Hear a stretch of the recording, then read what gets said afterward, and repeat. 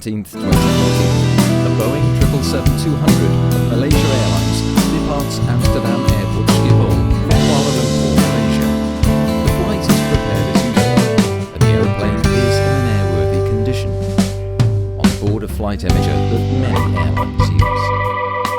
Flight MH17 enters Ukrainian airspace at an altitude of 33,000 feet, following airway Luna 980.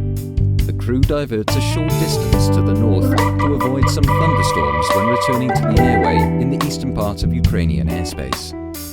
In this region, an armed conflict between the Ukrainian government and armed groups is in progress. Therefore, lower levels of the airspace are restricted for civil air traffic. Flight MH17 is routed above this restricted airspace to waypoint Romeo November Delta in the Russian Federation. Until that moment, the flight proceeds normally. When flight MH17 is above the eastern part of Ukraine, a BUT surface-to-air missile system fires a missile. It travels almost at 3 times the speed of sound and carries a 9N314M model warhead.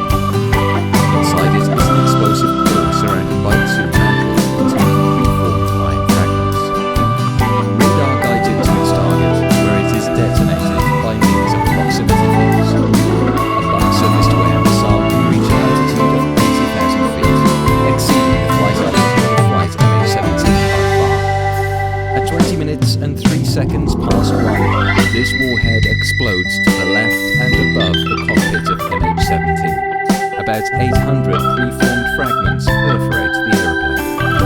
This impact, combined with the blast of the explosion, causes the cockpit and the business class section to separate. As it descends, the aeroplane disintegrates. This film shows the international investigation into this crash, conducted by the Dutch Safety Board.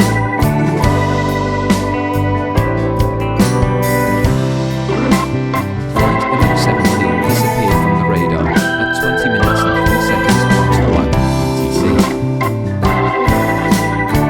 Very soon, the first reports were made of wreckage falling down in the eastern part of Ukraine. In an area of about 50 square kilometers, 6 sites were identified where parts of the aeroplane came down. Wreckage of the cockpit and the forward section of the aeroplane crashed at the sites near Rosetta and Petropavlivka.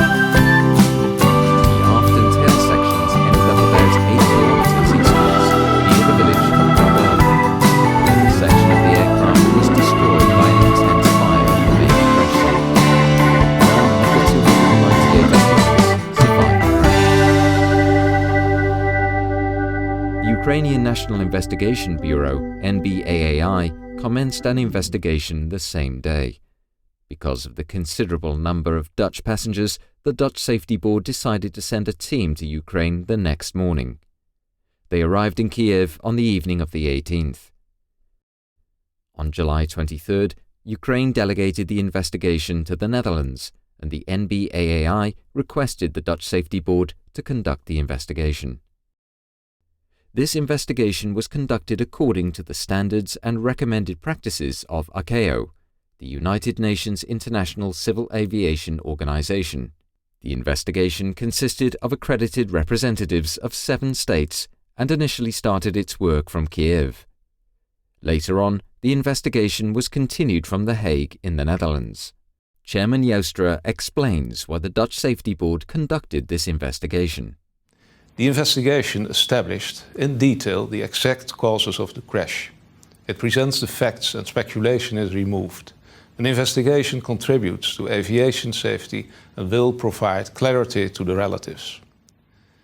Because of the large number of Dutch victims, we naturally wish to contribute to the investigation into the causes of the crash.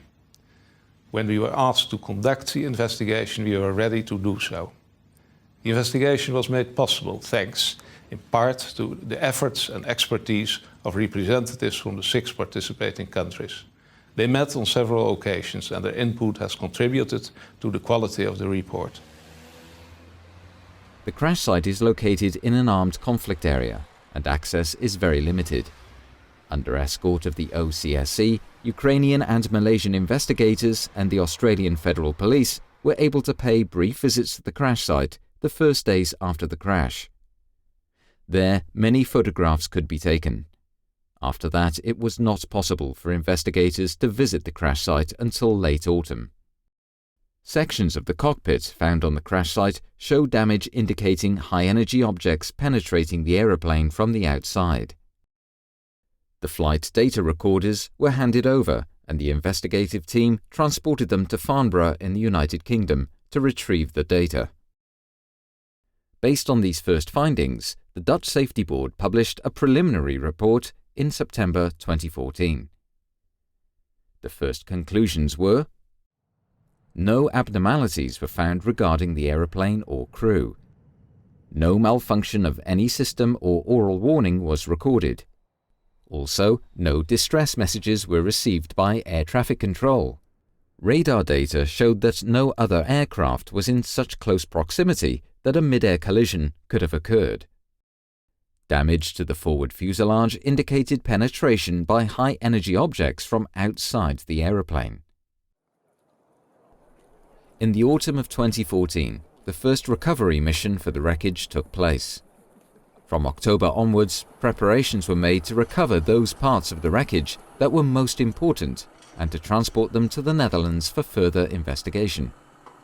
During a 6-day period, starting on the 16th of November, the Dutch Safety Board recovered hundreds of pieces of wreckage. The wreckage was transported to a railway station in Torez, Ukraine. In the spring of 2015, 2 wreckage recovery missions followed. Investigators were able to recover additional wreckage from the sites that could not be investigated before. They also received wreckage that was collected by locals. The first convoy of wreckage arrived in the Netherlands at the Gilles Ryan Air Force Base on the 9th of December 2014. Over the following months, more convoys of wreckage were transported to Gilles Ryan. Upon arrival, all wreckage was sorted, tagged, photographed in front of a green screen, and forensically examined. In a hangar, pieces of the aeroplane were laid out for investigation. All wreckage pieces were examined for failure mechanisms, damage patterns, and traces of external objects that could have hit the aeroplane. The investigation of the wreckage led to further evidence of a surface-to-air missile being the cause of the crash of flight MH17. A number of other scenarios, such as internal explosions, gunfire, or air-to